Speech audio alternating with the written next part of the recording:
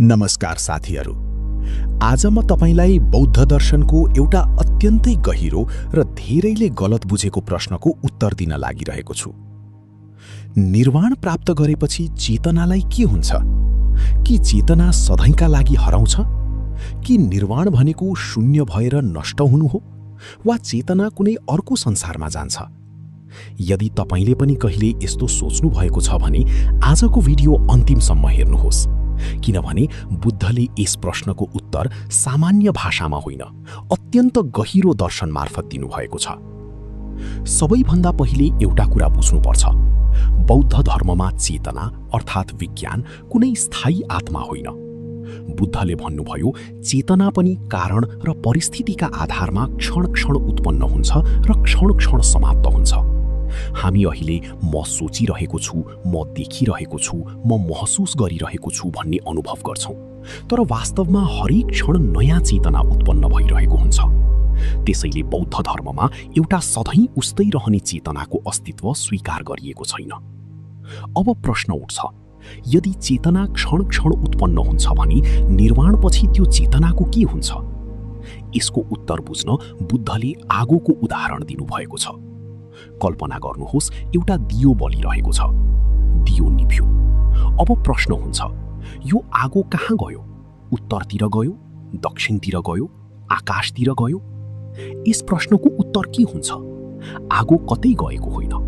जुन कारणले आगो बलिरहेको थियो त्यो कारण समाप्त भयो।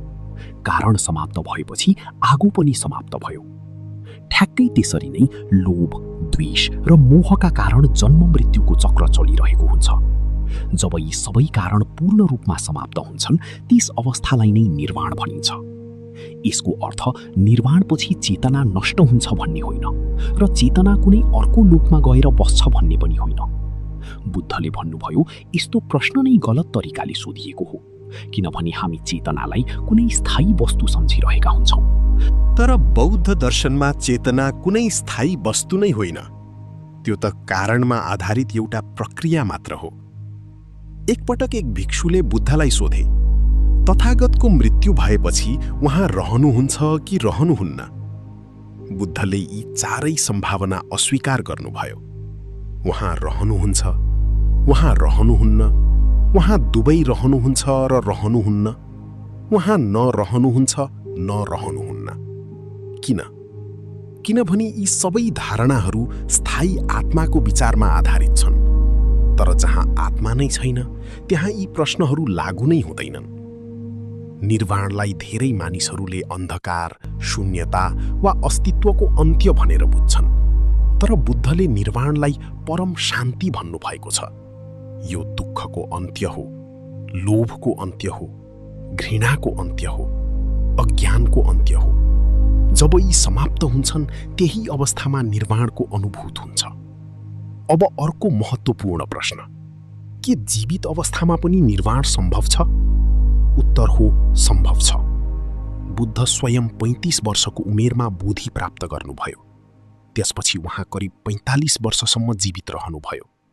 उहाँले देख्नुभयो, सुन्नुभयो, बोल्नुभयो, हिँड्नुभयो, तर उहाँभित्र लोभ, द्वेष र मोह थिएनन्। यसलाई सोपाधिशेष निर्वाण भनिन्छ। शरीर जीवित हुन्छ, तर मानसिक क्लेशहरू समाप्त भइसकेका हुन्छन्। जब अन्तिम शारीरिक मृत्यु हुन्छ र नयाँ जन्म हुने कारण पनि बाँकी रहँदैन, त्यसलाई अनुपाधिशेष निर्वाण भनिन्छ। यस अवस्थामा चेतनालाई कहाँ गयो भनेर सोध्नु बुद्धका अनुसार ठिक त्यस्तै हो जस्तै निभेको आगो कहाँ गयो भनेर सोध्नु। कारण समाप्त भएपछि परिणाम पनि समाप्त हुन्छ। यो न विनाशवाद हो न शाश्वतवाद। यही बुद्धको मध्यम मार्ग हो। यस शिक्षाले हाम्रो दैनिक जीवनमा पनि ठूलो अर्थ राख्छ। हामी आफ्नो विचार, भावना र चेतनालाई म भनेर समात्छौँ। यही आसक्तिबाट दुःख जन्मिन्छ। यदि हामीले सबै कुरा परिवर्तनशील, अनित्य र कारण परिणाममा आधारित छ भनेर बुझ्यौँ भने आसक्ति बिस्तारै कम हुँदै जान्छ र यही मार्गले अन्ततः निर्वाणतर्फ लैजान्छ। त्यसैले निर्वाणपछि चेतनालाई के हुन्छ? बुद्धको उत्तर सरल छ। चेतना कुनै स्थायी आत्मा होइन, यो कारणले उत्पन्न हुने प्रक्रिया हो। जब कारणहरू पूर्ण रूपमा समाप्त हुन्छन्, चेतनाको पुनः उत्पत्ति पनि समाप्त हुन्छ। यसलाई न अस्तित्वको विनाश भन्न मिल्छ, न कुनै अर्को ठाउँमा जाने यात्रा। यो दुःख र क्लेशको पूर्ण अन्त्य हो। यही निर्वाण हो। यदि तपाईलाई यस्तो बौद्ध दर्शनका गहिरा विषयहरू सरल भाषामा बुझ्न मनपर्छ भने यो भिडियो मन परे लाइक गर्नुहोस्, आफ्नो विचार कमेन्टमा लेख्नुहोस् र यस्तै ज्ञानमूलक भिडियोहरूका लागि हाम्रो च्यानललाई सब्स्क्राइब गर्न नबिर्सनुहोस्। सबै प्राणी सुखी हों।